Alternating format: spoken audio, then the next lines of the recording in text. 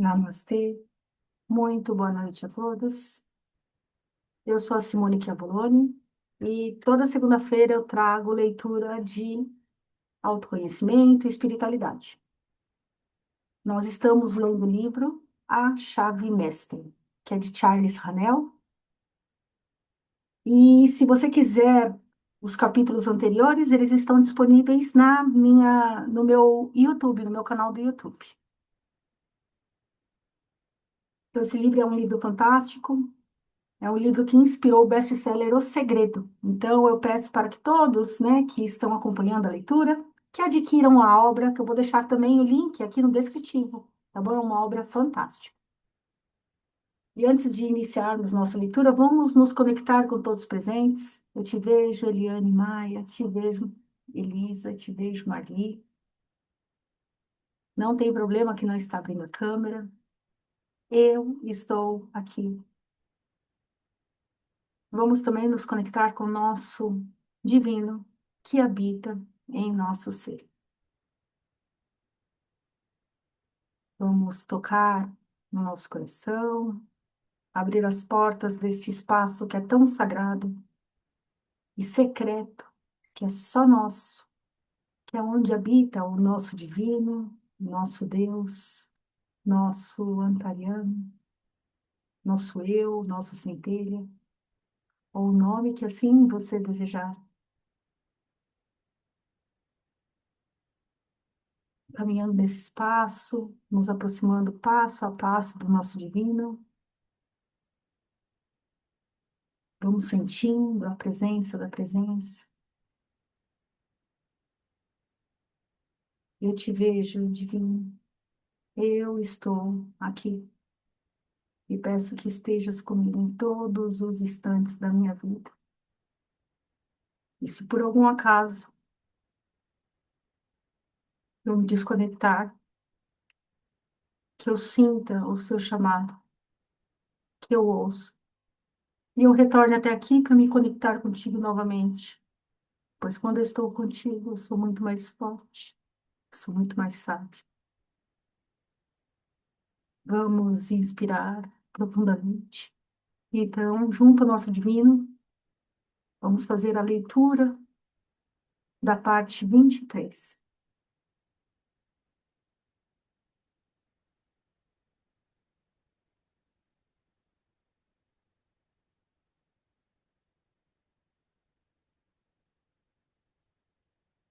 Na parte que tenho a honra de apresentar agora, você verá que o dinheiro se entrelaça em toda a trama da nossa existência, que a lei do sucesso é servir, que recebemos o que damos, e por esse motivo, devemos considerar um grande privilégio poder dar aos outros.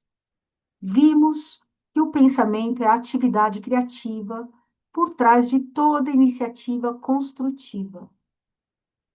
Portanto, nada tem mais valor pragmático do que o nosso pensamento. O pensamento criativo requer atenção, e o poder de atenção é, como já vimos, a arma do super-humano. A atenção leva à concentração, e a concentração leva ao poder espiritual, que é, por sua vez, a força mais poderosa que existe. É a ciência que embasa todas as ciências. É a arte que, mais que todas as outras, é relevante para a vida humana. No domínio dessa arte e dessa ciência está a oportunidade de progresso infinito. Essa perfeição não se alcança em 6 dias, em 6 semanas ou 6 meses. É o trabalho de uma vida toda. Não avançar é retroceder. É inevitável que pensamentos positivos, construtivos e altruístas tenham um efeito abrangente para o bem. A compensação é a tônica do universo. A natureza está sempre buscando o equilíbrio. Quando algo sai, algo deve entrar.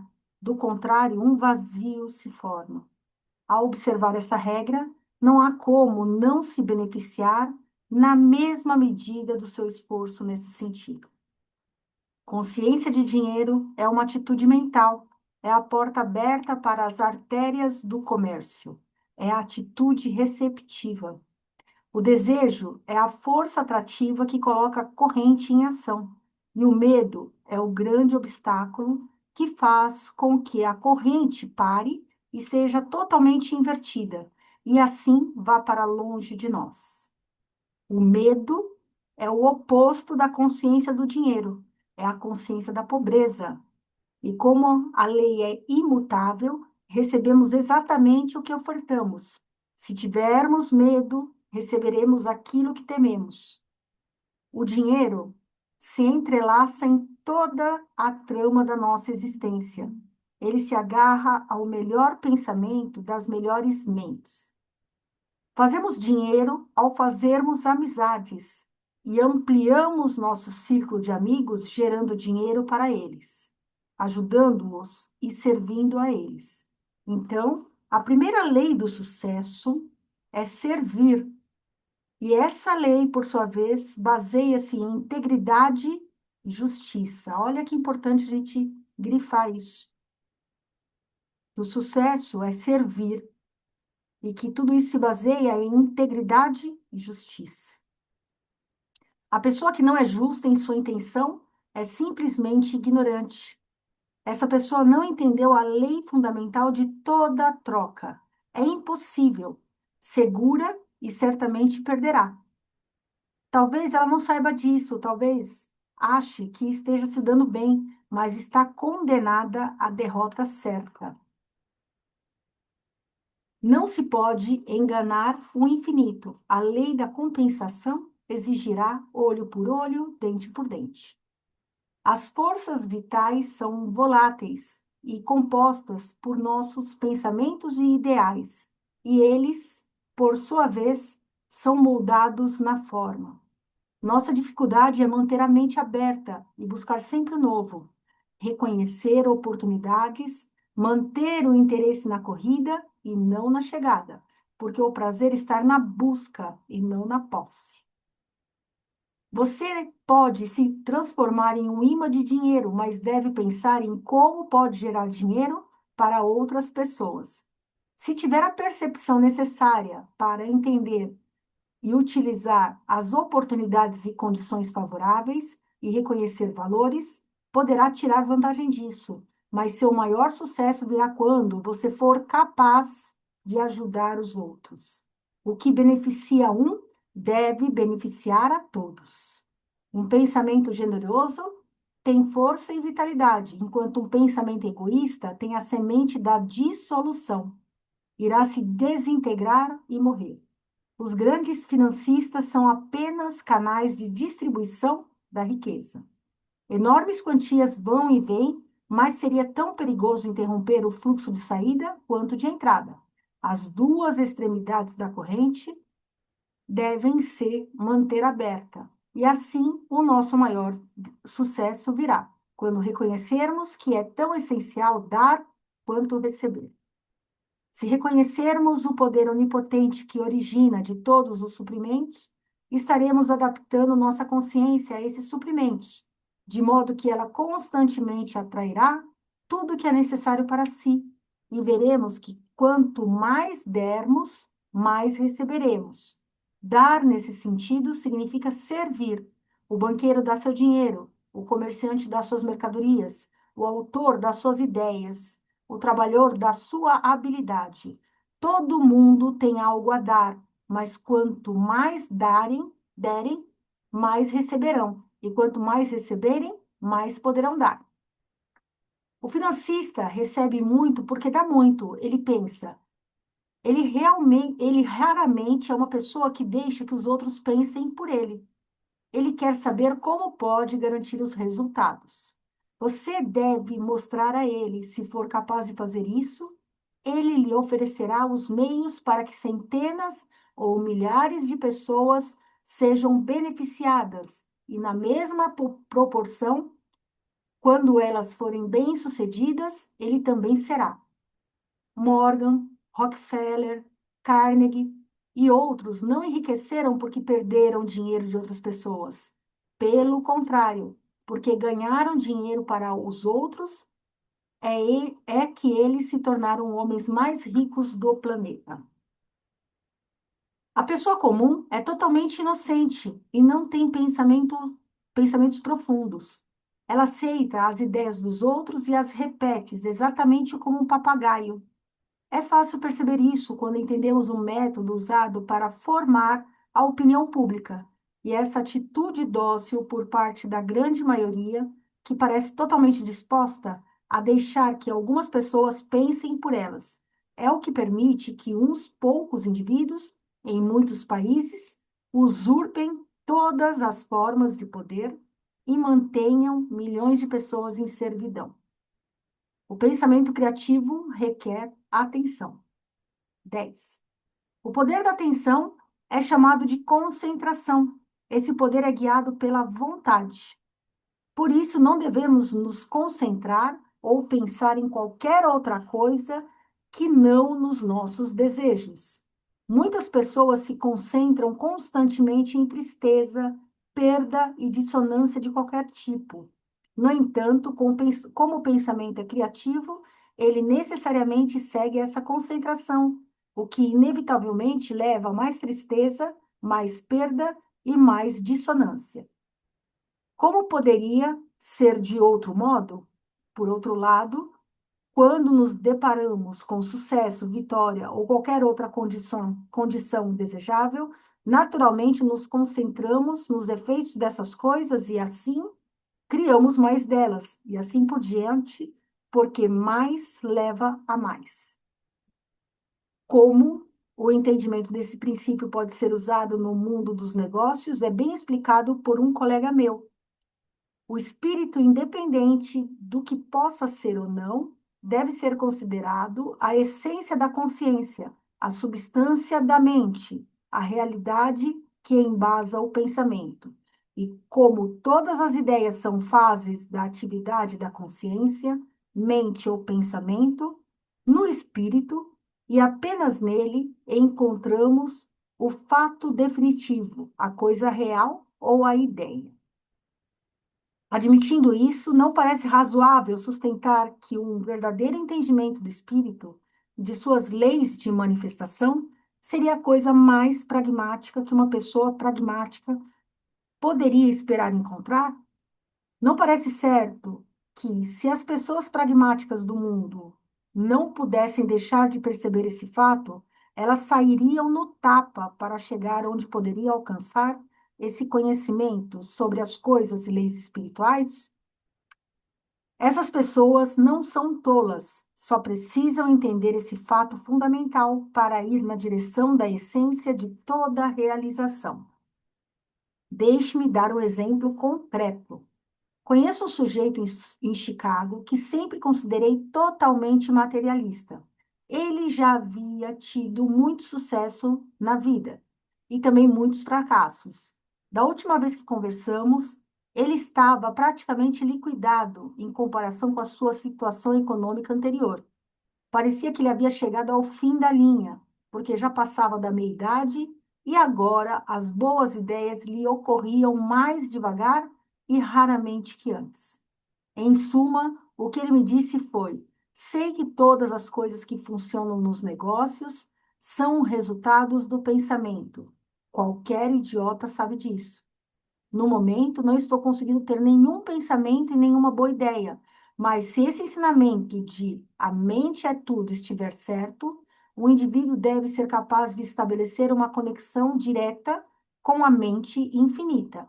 E na mente infinita deve haver a possibilidade de existência de todo tipo de boas ideias que uma pessoa com a minha coragem e experiência seria capaz de colocar em prática no mundo dos negócios e transformar em grande sucesso. Para mim, parece bom. Vou dar uma olhada nisso. Isso foi há muitos anos. Outro dia, ouvi falar desse homem outra vez. Conversando com um amigo, eu disse: o que aconteceu com o nosso velho amigo X? Conseguiu se recompor? Meu amigo olhou surpreso para mim. Ah, ele disse, não soube do sucesso do X? Ele é o Bambambam da Y, citando uma empresa que alcançou um enorme sucesso nos últimos 18 meses e que agora, graças aos seus anúncios, é bem conhecida de um extremo a outro do país. e também no exterior. Ele é o cara que teve a grande ideia para a empresa. Ah, ele já ganhou meio milhão e se aproxima depressa da marca de 1 milhão. Tudo isso em um período de 18 meses. Eu não havia feito a ligação desse sujeito com a empresa mencionada, embora soubesse do incrível sucesso da companhia em questão. Uma pesquisa mostrou que a história era verdadeira e que os fatos apresentados acima não são nem um pouco exagerados. Então, o que você acha disso?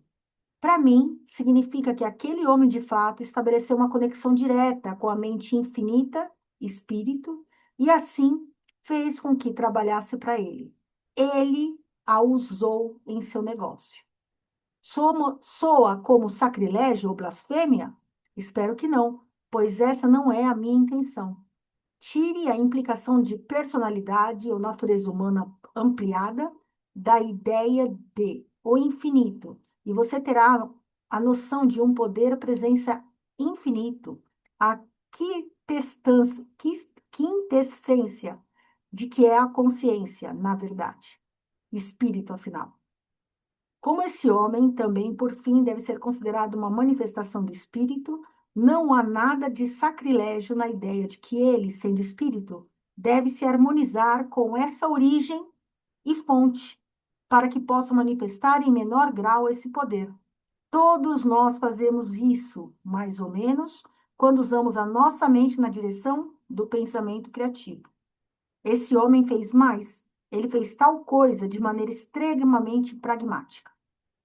Não perguntei a ele sobre seu procedimento, embora pretenda fazê-lo na primeira oportunidade, mas ele não só retirou dos suprimentos infinitos as ideias de que precisava e que foram a semente do seu sucesso, como também usou o poder criativo do pensamento para construir para si um padrão idealista que ele esperava que se manifestasse na forma material, acrescentando, alterando e melhorando os detalhes deste padrão de tempos em tempos, indo do esboço geral para os detalhes de acabamento.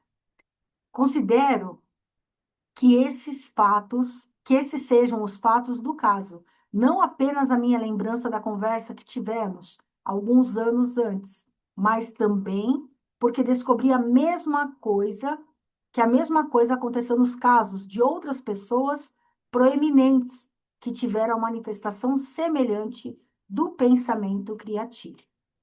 Aqueles que talvez evitem essa ideia de utilizar o poder infinito como auxílio em seu trabalho no mundo material, devem se lembrar de que, se o infinito fosse contra tal procedimento, nada teria acontecido. O infinito é capaz de cuidar de si mesmo. A espiritualidade é bastante pragmática, muito pragmática, extremamente pragmática.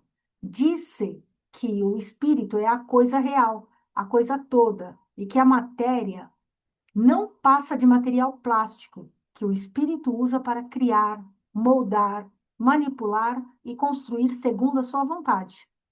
A espiritualidade é a coisa mais pragmática do mundo, a única coisa real e absolutamente pragmática que existe. Essa semana, concentre-se no fato de que o homem não é um corpo com espírito, mas um espírito com corpo, e que é por isso que os seus desejos são impossíveis de serem permanentemente atendidos em qualquer coisa que não seja espiritual. Portanto, o dinheiro não tem valor, exceto se gerar as condições que desejamos.